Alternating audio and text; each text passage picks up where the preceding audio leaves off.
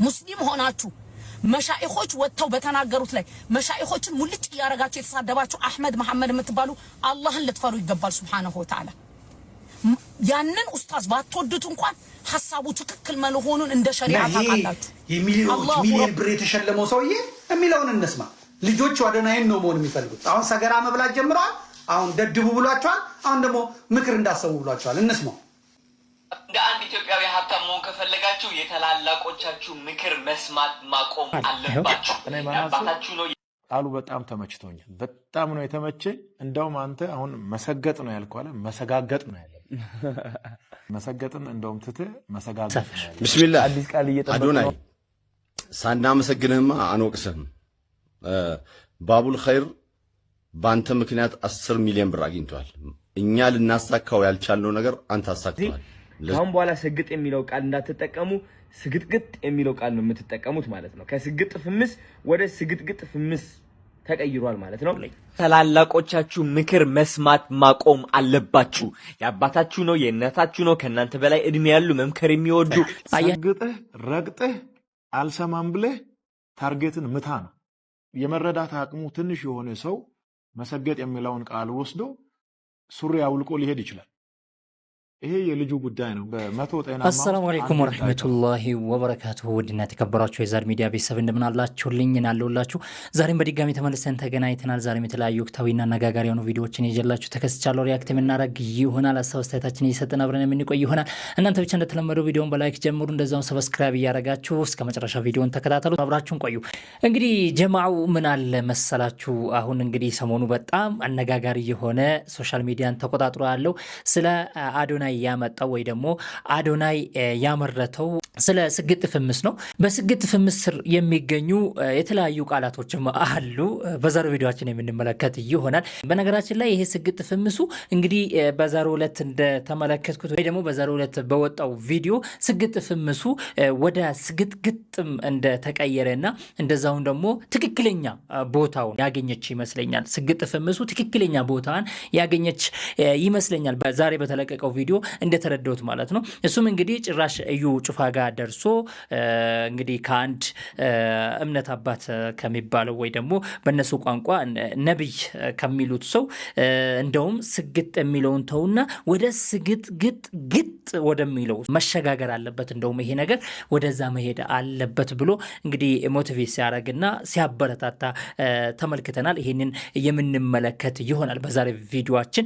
ከዚህም ባሻገር ደግሞ ስለ ኡስታዝ ካሚል ሸምሱ ያደረገው ኹጥባን በተመለከተ አንዳንድ ሀሳቦችን የምናነሳ ይሆናል። አንዳንድ ሰዎች ኡስታዝ ካሚል ሸምሱን ስለምጠሉ ብቻ ሐቁንም ስጠሉ እና ሐቁንም ሲቃወሙ ተመልክተናል። እሱንም የምንመለከት ይሆናል፣ የምናነሳ ይሆናል። እስቲ ወደ ቪዲዮ እንግባና ሪአክት እናድርገው። እሺ፣ በጣም የሚያሳፍር ቢስሚላህ አዶናይ ሳናመሰግንህማ አንወቅስህም። ባቡል ኸይር በአንተ ምክንያት 10 ሚሊዮን ብር አግኝቷል። እኛ ልናሳካው ያልቻልነው ነገር አንተ አሳክተዋል። ለዚህ እናመሰግንሃለን።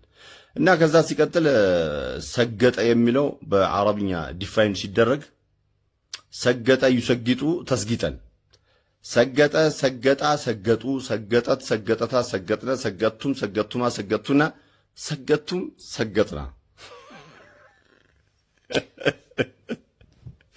ይሄ እንዴት ሆኖ ነው ከሸሪዓ ጋር የተያያዘው? እንዴትስ ሆኖ ነው ጎግል የማያውቀውን ቃላት ሸሪዓ እንዴት ያያዋል ብሎ ማለት ምንድን ነው? ይሄ ምንስ እንበለው እስቲ የቱ ጋር እናስገባው? ላ ሐውለ ወላ ቁወተ ኢላ ቢላህ።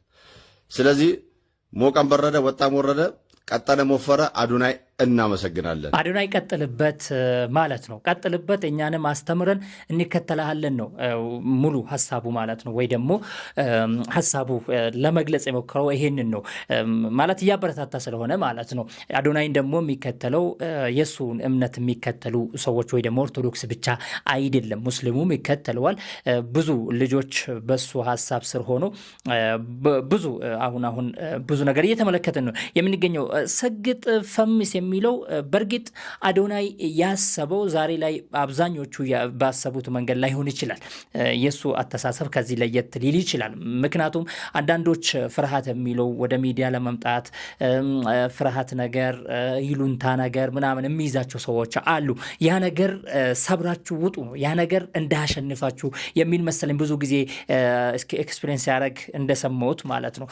ነገር ግን የነዚህ ሰዎች በጣም የሚያሳፍር ነገር ነው። የነዚህ ሰዎች በጣም የሚያሳፍር ነገር ነው። ኡስታዝ ካሚል ሸምሱ መሰገጥ ማለት በሸሪዓ እንዴት ይታያል የሚለውን ነው ለማብራራት የሞከሩ። እንግዲህ ፍራቻ የሚባለውን ነገር አጥፍተ በቃ የፈለከውን ነገር ትሰራለህ፣ የሰራውንም ደግሞ ወደ አደባባይ ታመጣለህ። ልክ እንደ አዶናይ ማለት ነው። አዶናይ እኮ አሁን እኮ ነው የተስተካከለው እንጂ የሚናገረውን ነገር የሚያደርገው ነገር ምናምን በጣም የሚያሳፍር ነገር ነው ማለት።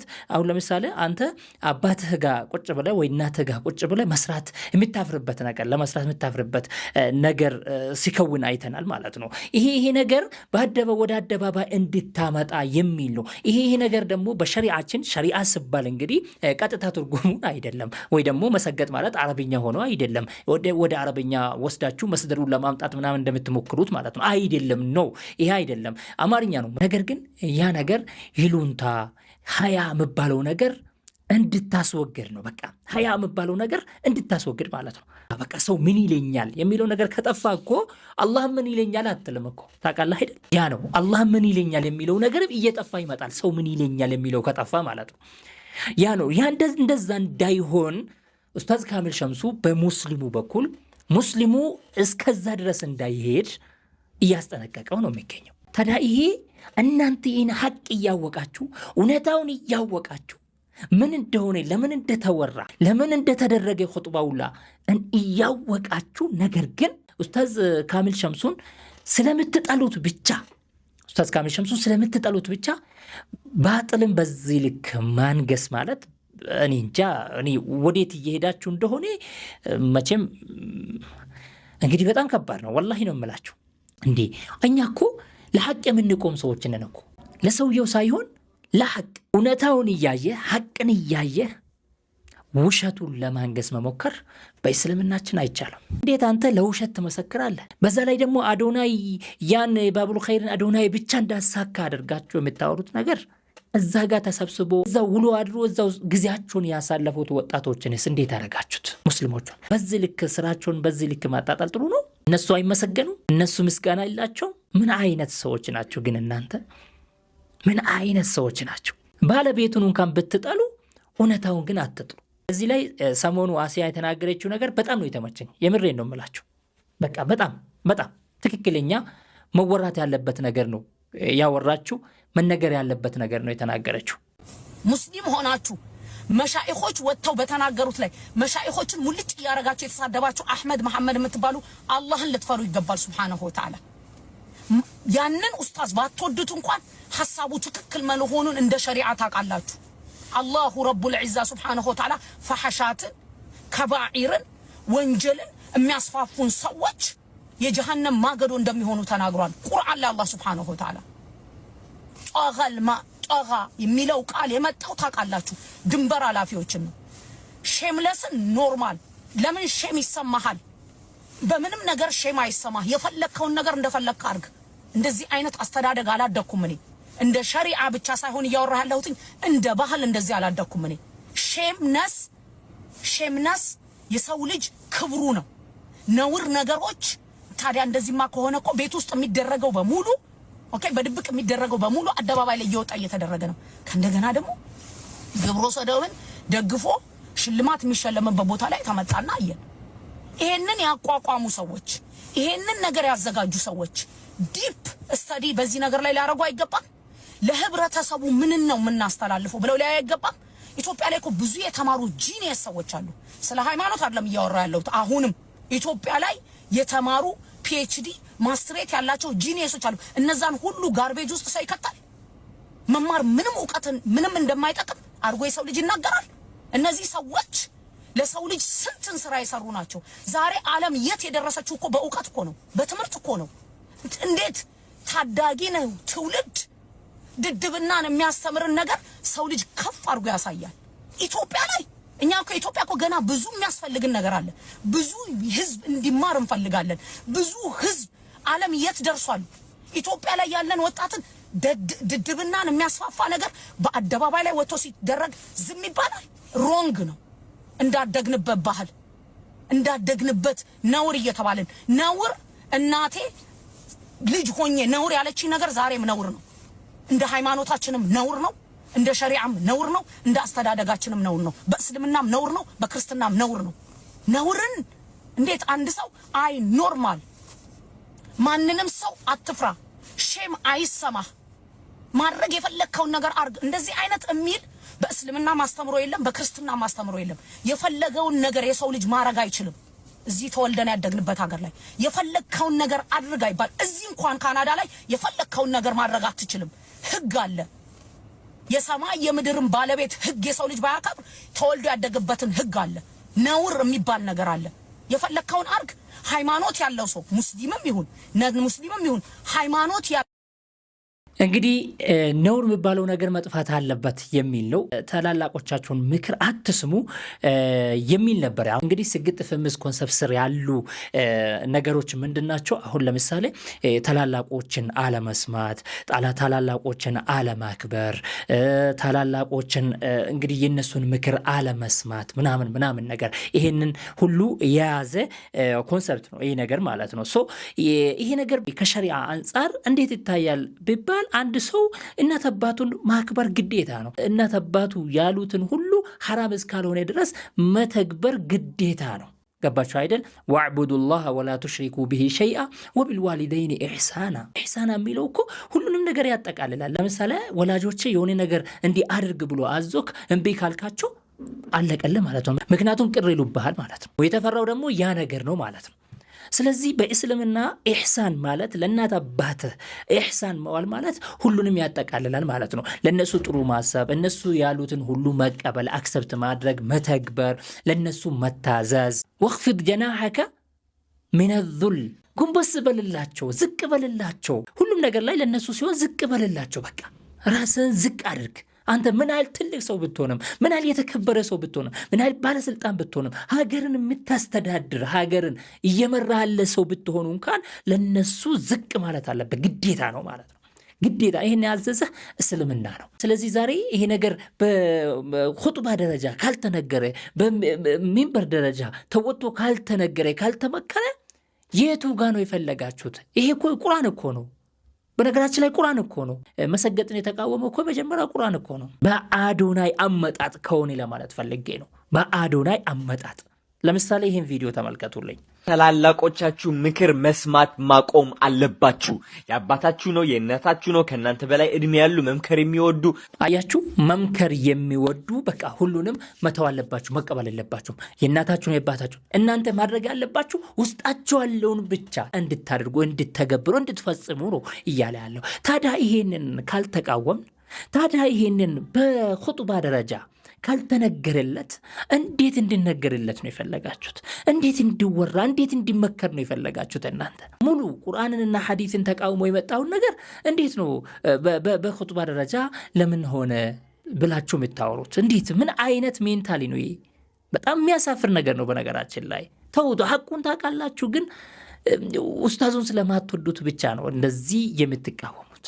ይሄ ጥሩ አይደለም። ይሄ ሊስተካከል የሚገባ ነገር ነው። ደግሞ እዚህ ጋር ኡስታዙ እየተናገረው ለሙስሊሙ ነው እንጂ ሌሎች አይመለከተንም።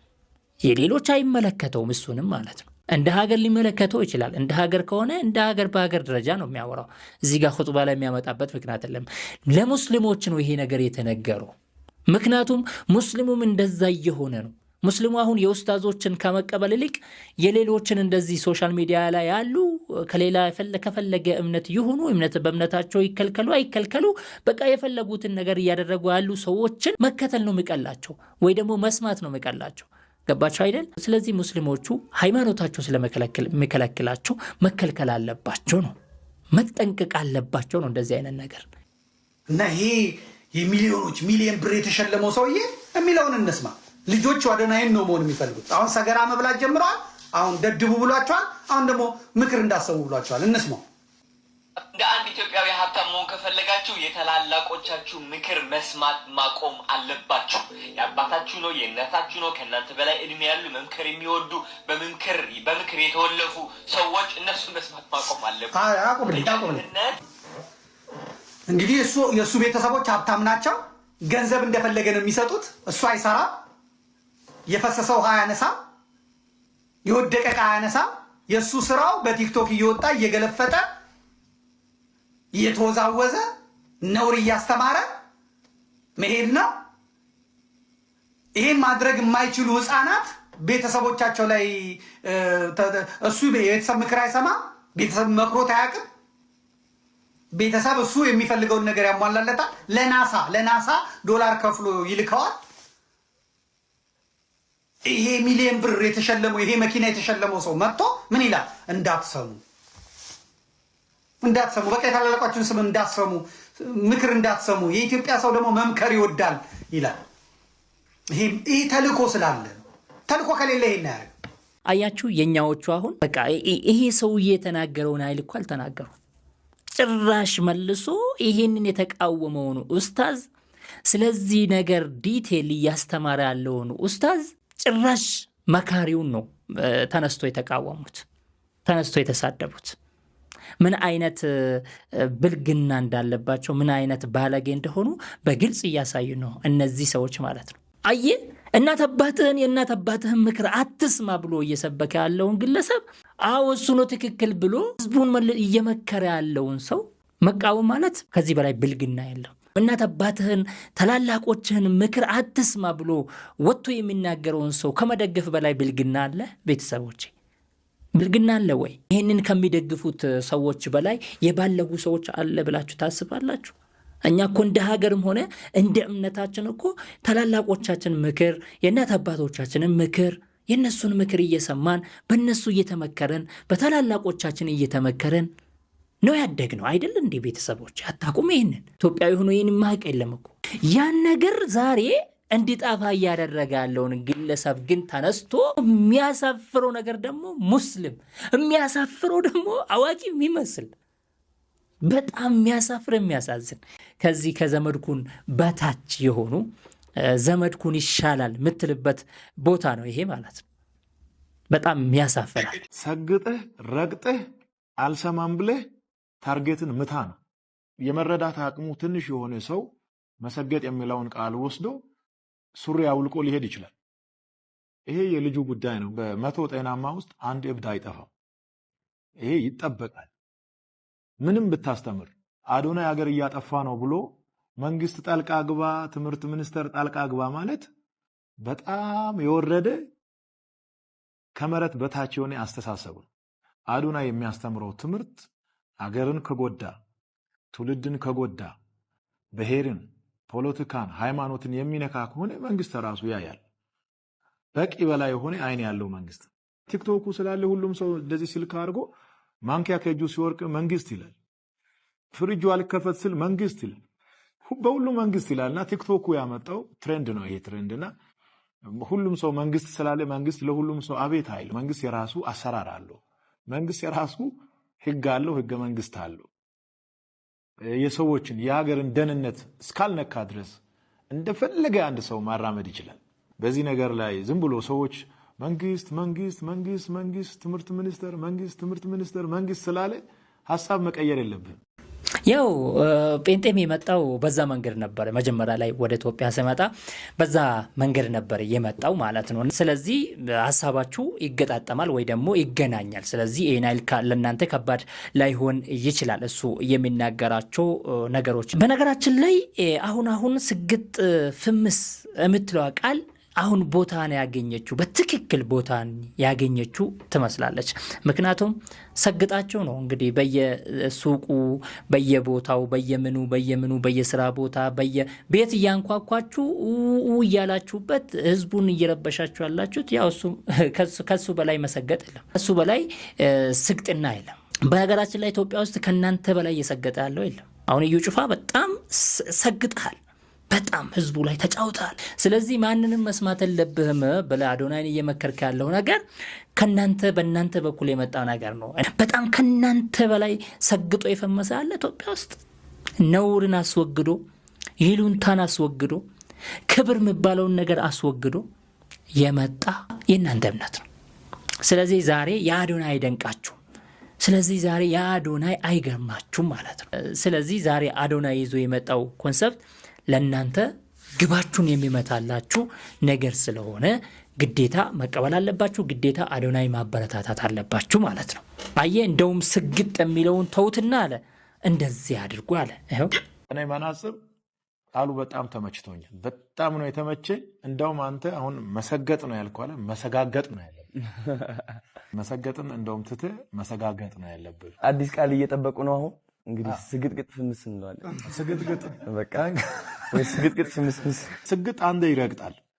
ስግጥግጥ ግን ሶስቴ ነው የሚረግጠው። በደንብ መድረስ አለበት። እንደውም ማብዛት ይችላሉ። ስግጥግጥ እያሉ እንደውም እስከሚሳካላቸው ድረስ አያቋርጡ። ያ እያበዛህ መሄድ ነው በቃ። አቋምን ከቀየርክ አሁን የመጣው ነገር በሙሉ ተመልሶ ይሄዳል። አንተም የድሮ አዶናይ ትሆናለህ። ይኸውልህ ራቁትንም ወጥተህ ሰግጠህ ፈምስ ግብህ እስኪሳካልህ ማለት ነው።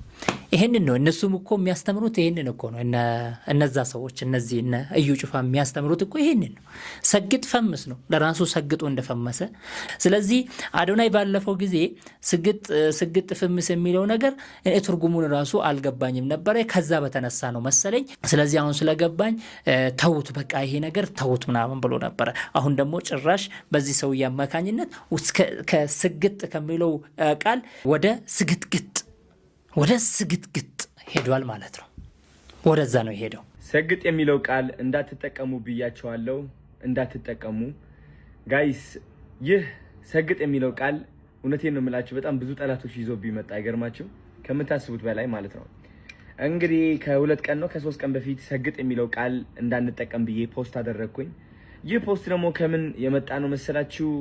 ካለመሰገጥ የመጣ ነው ነው ስላልሰገጥኩኝ ነው ሰግጥ የሚለው ቃል አቁሙ ያልኳችሁ። እና አንዳንድ ሰዎች ሰግጠው እየጠሉን፣ ሰግጠው ለመመቃኘት እየሞከሩ ነው፣ ሰግጠው ላለመረዳት እየሞከሩ ነው፣ ሰግጠን ለማስረዳት እየሞከርን ሰግጠው ላለመረዳት እየሞከሩ ነው። ስለዚህ ከአሁን በኋላ ሰግጥ የሚለው ቃል እንዳትጠቀሙ፣ ስግጥግጥ የሚለው ቃል ነው የምትጠቀሙት ማለት ነው። ከስግጥ ፍምስ ወደ ስግጥግጥ ፍምስ ተቀይሯል ማለት ነው። ስግጥግጥ እሰጋግጣለሁ። ፍርሃት አያሸንፈኝም። እኔ በምንም ተአምር ፍርሃት አያሸንፈኝም። ስህተት እስካለው ያለው ይሄ ነው። ለማንኛውም አላህ ያስተካክለን። ስግጥግጥ የሚለው ስግጥግጥ ፍምስ ቤት አይመጣም። ስለዚህ ስግጥግጥ ፍምስምስ ወደሚለው ብትሄዱ አሪፍ ነው። እኔ ደግሞ ልጨምርበት ፍምስምስ ወደሚለው ያው ከሄዳችሁበት አይቀር በቃ ሄዱበት ለማለት ነው። እንደዚህ አይነት ዘመንም መጥቷል ቤተሰቦች። ይህም ያልፋል፣ በነገራችን ላይ ይህም ያልፋል። የማልፍ እንዳይመስላቸው፣ ይህም ያልፋል። ዛሬ አዶናይ ከፍ እየተደረገ ነው። ነገ ደግሞ እንደዛውም ለመውረድም ደግሞ እንግዲህ ፈጣሪ ያግዝህ እንላለን። ያው ቲክታክ እንደዚህ ነው። ቲክታክ አምና ሌላ ሰው ነበር፣ ካቻምና ሌላ ሰው ነበር። ዛንድሮ ደግሞ አዶናይ ነው የሚመጣው። ኔክስት ይር ደግሞ ሌላ ሰው ይሆናል ማለት ነው። ስለዚህ ቲክታክ እንደዚህ ነው። ታወጣለች ለተወሰነ ጊዜ፣ እንደዛውም ታወርዳለች። እንደዛ ነውና ዛሬ እውነት እንዳይመስልህ፣ ዛሬ እያጨበጨበ ያለው ሁሉ ነገ ያጨበጭብብሃል። ይህንን ማወቅ አለብህ። ኢትዮጵያ ውስጥ ነው ያለውና ይህንን ብናውቅና ቀስ ብለን ብንሄድበት ጥሩ ነው ባይነኝ። ዛሬ ይሁኝ ስበዛ ብዙ ጊዜ ደብቁኝም ደግሞ ተከትላ ትመጣለች። ይህንንም በደንብ ብንረዳና ብናስብበት ጥሩ ለማለት ነው። ለማንኛውም አገራችንን ሰላም ያደርግልን። በሌላ ቪዲዮ ተመልሰን የምንገናኝ ይሆናል። የዛሬ ቪዲዮ ይመስል ነበረ። በሌላ ቪዲዮ ተመልሰን እስክንገናኝ ባላችሁበት ሰላም ሁኑልኝ። ወንድማችሁ ከማል ጀማል አህመድ ነበርኩኝ። ወሰላሙ አለይኩም ወረሕመቱላሂ ወበረካቱ።